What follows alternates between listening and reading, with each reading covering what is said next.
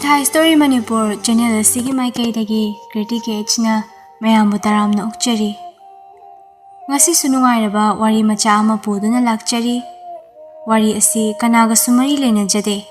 Pumnama wakhalna sagatuna ijabani. Wari asigi mamingna Eswda ngaobi leisabi. Wari asibu thabirakpana Sia Haobijam. Wari asi mayampuna taminarasi. Channel asibu mayamna nungsibiduna like subscribe tawsinbiramo amadi comment su tawbiramo. Mathangsu mayamgidamak nungairaba wari kaya ama puduna lakchage. Hojikidi leijare Sia Haobijamgi khutida Eswda ngaobi leisabi. Mathai thaina khul amada tanu gaubi isau yamna langanbi leisabi ama lerami. Magi Eswda imunggi mi amatana mabu nungsiramde. Nomagi isau langhaudradi tumba chaba yade. Kainom soibagisu kainom tawbisu isau hekta langi. Mina magi asiguma mawong si tawdanaba kayarak haire. Adubu pokpadagi loinarakpa oibana semdokpa ngamlamde. Nomagi numitni. Tanuga manama leiranga punna chak thongle. Leirangna. Tanu, nangbu insangdo semba loidribo. Matam se phana thengle. Dabung sukarakpa matam oire. Ima sungak leiradi halaklani. Chak loiramdradi miwa taba tarene. Ngasidi aisu makeup thoktre. Nongalamdaiduda ngak dimit singlambani. Adubu isase inam namsinbagum tawi ngak leira hogatkena khalamlaga amuk tumtharaga hek leirame. Tanuna. Kedawe haige ngasi nongmakak thengbobo. Nungtigidi nangnaba loina hotnaribani. Moina uba nate aikhoina warise. Chaida chailakladi aiga wangangnage. Machal nupigi maching khangmana mana tapna themjinbirakle. Tanu, nangbu wakhal tawne. Nungtigi nabunga adum lawnabadu tawgano. Mina tabadasu phasade. Aduga imana chaibadusu ai nungaite. Nangnabudi nungaitabagi sauningbagi ngangboiramni. Ado isau langbadusu khara halo. Mina nangi maramda phattana ngangnabado tabada inama nungaite. Kanana kai hainaino inama. Khulsigi misingse mabuchet amta sengdabani. Nong hek nganbaga kadaida kanagi asoiba lei haidana thiraga miwa ngangnaraga nungaijaba nga oina tawi. Aina sarakpa numita aigi maramda wa ngangnariba mido masam phoidoini. Imangdadi ngangma ngamdrabanina migi tungda ngangnabadi yam haikre.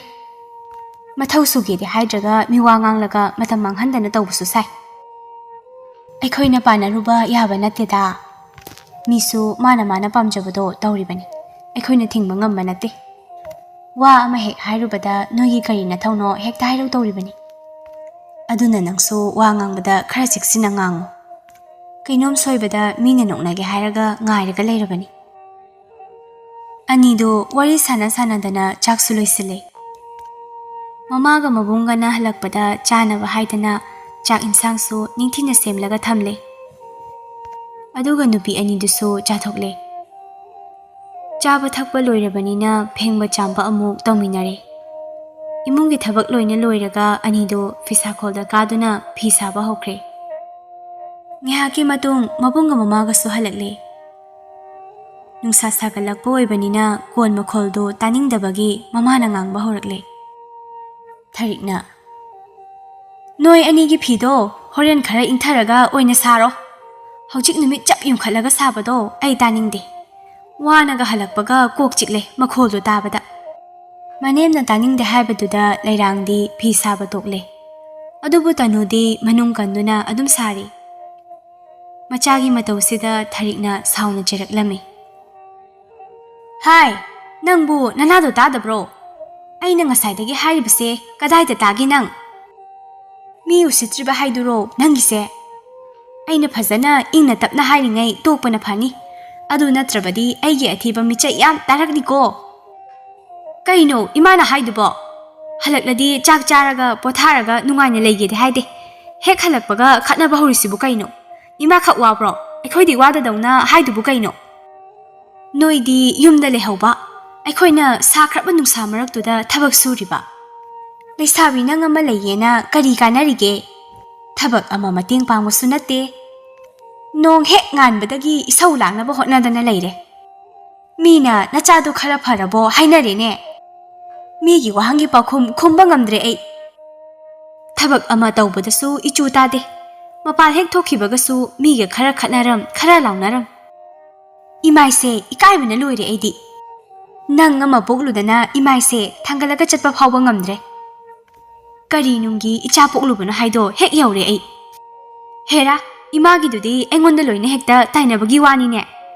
Isau langbasibu aina langningdana langbro. Aisu semdoknaba phana kanandi hotnabani.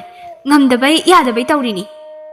Imana khangsu khangdana hekta ngangning mangangbodo tawrakanu. Aisu taningde nawasu lobide. Imungda chak chaduna leiriba mabung tombana lauduna cheyaklami. Ho taningdre noigi haunabi nomagi launa haudradi chak changdabido tawrano. Ataba migisu khara khallo. Ima nang so ngangduga adum manaraga leiridubu ikaidro. Chaksi sathoklaga pothagi haide. Mama ibe mana machanupagi waduda chehetli. Hai, machaling mayam sarakano. Aina ngasaidagi hariba wase kari kaiba yawi. Ha. Soidanaba phanabani aina harise. Numit chap yung masida phi saninglini haidanabu saba haunabro. Mina makhoi mungse pangchacha pangthak thak leire. Mama sina kaisu takpi tambidaba male hekta haina khidoribani. Angang noina khangdaba wa mayam ama lei. Aduna nangsu nupa ama oina tumin layo. Nubi wada nupa na yawsalakano. Hoi hoi, wa ka amatta ngangjararoi ai. Wa ama hek ngangbaga amagi michang changiga amagi changdega na noina mana chagi wakat mayam tabada ai leifamga khangdrabani.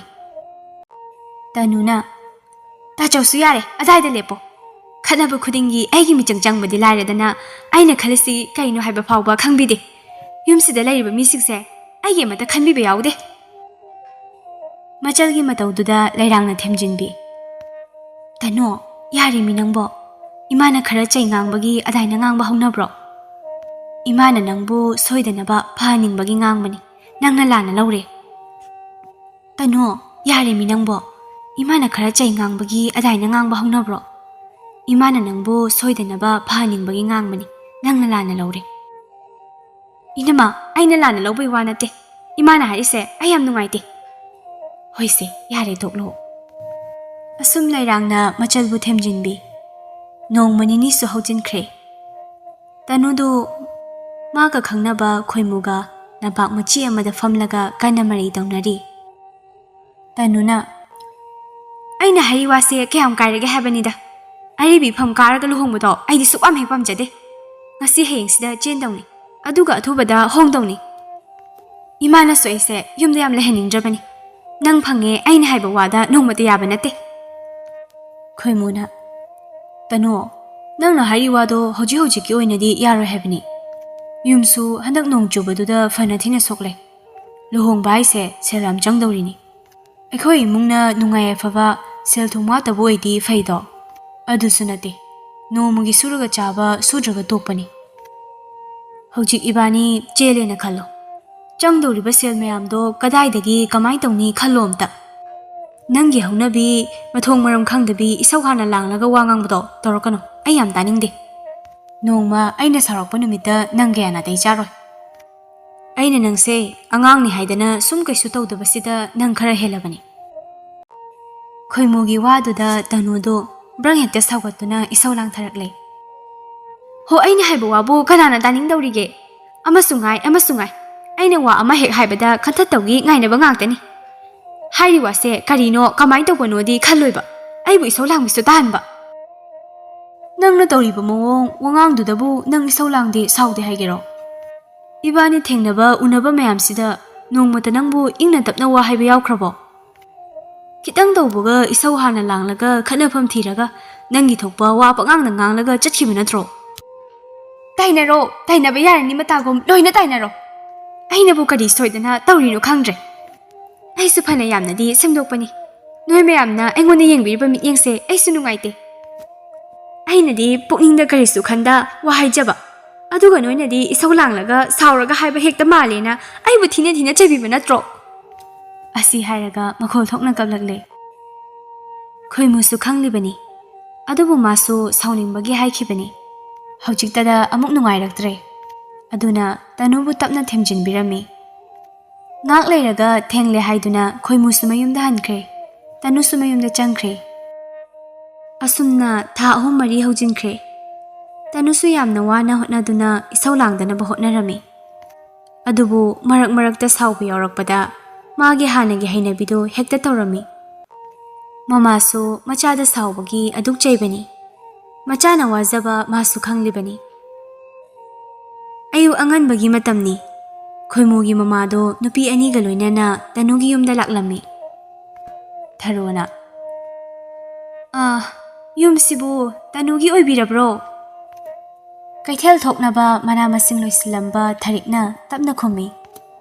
Hoi mane kana oibirabano. Iche hekta kaujarage. Aikhoise ibema Tanubu imau oinaba hainaba lakjabane. Haima somda lengkhatpirao. Tharikna nupi ahomdubo famnaba phida thai. Ahal masen wari kupna sanarami. Macha anigi luhongbagi numitsu leple. Tharikti masadu yamna haraujarami. Luhongbasu athubada lepsinnaba oibana mamaga manamagana potchai leiba chatlami. Macha nupi amatani haiduna potchai amata watanaba langlami. Leirangsu machalgi awat apa kupna hangbirami. Mamaga manamagana tauriba mayamdu ubada Tanusu mathamoina yam benjarami. Asumna matam kharagi tungda khoimu amadi Tanu anido chauna luhonglami. Luhonglaba matungdagidi Tanusu yamna hongle. Hanagum isau langbi Tanudu oikidre. Magi ahongbasi ubada mapamgi mi khuding loina haraujarami. Khoimusu Tanugi ahongbasida harauba phongdoklami. Asumna nungsi chanana harau-harau laiminakhi.